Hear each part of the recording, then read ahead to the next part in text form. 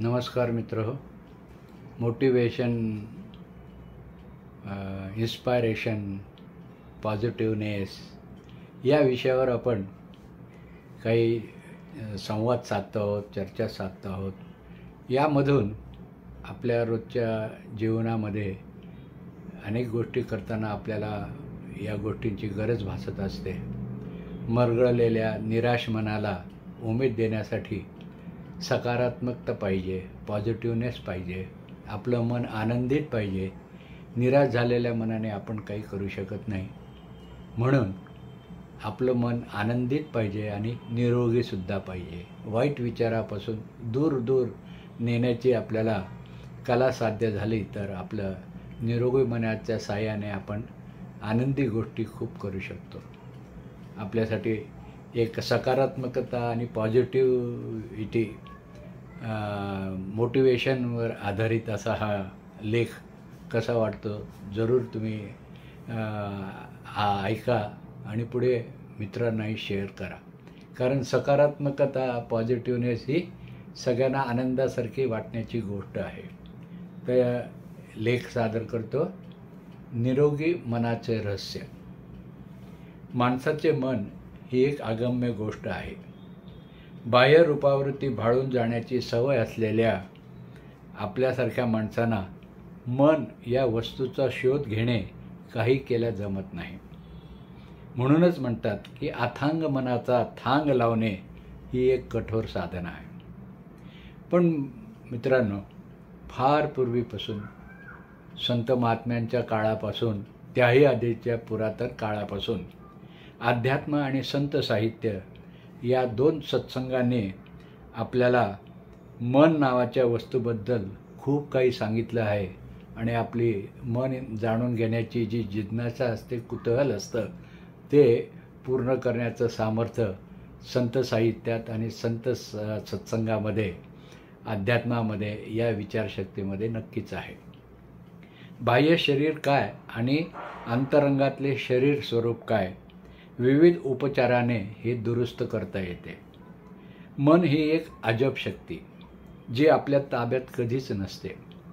अशा चंचल मनावरती ताबा कसा मिळवायचा याचेच व्यवहार ज्ञान आणि जगाची काळजी, माणसाची काळजी वाहणाऱ्या ज्ञानी महात्म्यांनी, थोर संतांनी हे व्यवहार ज्ञान आपल्याला त्यांच्या संत साहित्यातून शिकवलं आहे. समर्थांचा दासबोध हा ग्रंथ आणि मनाचे श्लोक यातून समर्थांनी माणसाला संसाराचे सार सांगत असताना स्वार्थ परमार्थ, असंग सत्संग, ज्ञान अज्ञान, व्यक्ती लक्षणे आणि मनोधारणा यावरच भर दिला आहे. दासबोधाचे वाचन आणि मनन, मनाचे श्लोकाचे मनन या दोन उपायांनी माणसाच्या चिंताग्रस्त मनाला शांती मिळवून देण्याचा प्रयत्न नक्कीच करता येतो. संत तुकारामाचे अभंग, ज्ञानेश्वर माऊलींच्या ओव्या यातून संस्कार घडतात. ते आपला स्वभाव पाळण्यासाठी आणि नाना चिंतांनी, समस्येने ग्रासून गेलेल्या आपल्या मनावरती उपाय करण्याचे.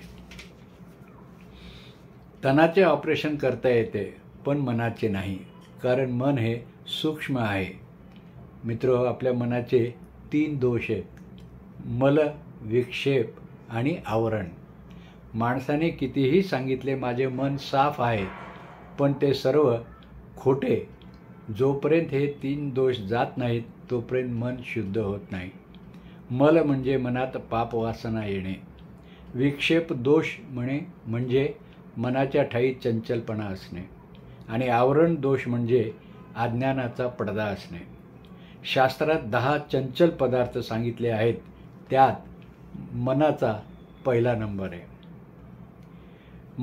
मनास आवरणे कठीण आहे, अवघड आहे, पण अशक्य मात्र मुळीच नाही.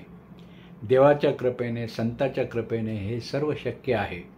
पण त्यासाठी वैराग्य, ज्ञान, भक्ती याची गरज आहे. ज्ञानामुळे मनाचा आवरण दोष जातो, वैराग्याने मनाचा विक्षेप दोष जातो आणि भक्तीमुळे मनाचा मल दोष जातो. हे दोष गेले की आपलं मन शुद्ध होणे अगदी सहज आहे. आपले शरीर जन्मभर साथ करते, मात्र मन अनेक जन्माबरोबरच असते. संतांच्या मते ज्याचे मनावर आणि बुद्धीवर लक्ष आहे तो उत्तम समजावा. मनास साफ करण्याचे साधन म्हणजेच प्रेमभक्ती. संतांचे मन निर्मळ असते, यालाच मोकळे मन म्हणतात. मोकळे मन रसाळ वाणी, याची गुणी संपन्न. तुका म्हणे मोकळे मन नारायण भोगाशी. आपल्या अंतःकरणाचे 4 भाग आहेत. यास अंतःकरण चतुष्ट म्हणतात. बुद्धी आणि मन, चिंत, अहंकार अन हे चतुर्विध चिन्ह अंतःकरणाचे. मनाच्या जडणघडणीत सर्वाधिक अडथळे आणू शकतो असा जो भाग आहे तो भाग आहे अहंकार. अज्ञानी माणसापेक्षा सज्ञान अशा माणसाला हा अहंकार सतत नाचवत असतो. अहंकाराचे अनेक प्रकार आहेत. रूपाचा, भक्तीचा, शक्तीचा, सत्तेचा, धनाचा, ज्ञानाचा आणि भक्ताचा. म्हणूनच तुकाराम महाराज म्हणतात, तुका म्हणे नरकी घाली अभिमाना, जरी होय ज्ञान गर्व ताठा. अभिमान आणि अहंकार बाधक आहे, पण स्वाभिमान साधक आहे. अहंकार जाणे म्हणजेच नम्रता येणे, आणि नम्र स्वभावाची व्यक्ती साऱ्यांनाच अगदी मनापासून आवडत असते. दिसणे आणि असणे यामध्ये जमीन आसमानाचा फरक आहे. माणूस बाहेर कसा दिसतो याला एवढे महत्त्व नाही, तो आत कसा आहे याला फारच महत्त्व आहे. चंचल स्वभावाची स्थिरता, मनाची स्थिरता सांसारिक पदार्थाने नाही तर साधनेने होत असते. मनाचे 3 प्रकार: लुब्ध मन, सतत पैशावर डोळा असणे; मुग्ध मन, सतत विषय वासनावर लक्ष असणे; आणि बद्ध मन, सतत सत्विचारावर लक्ष असणे.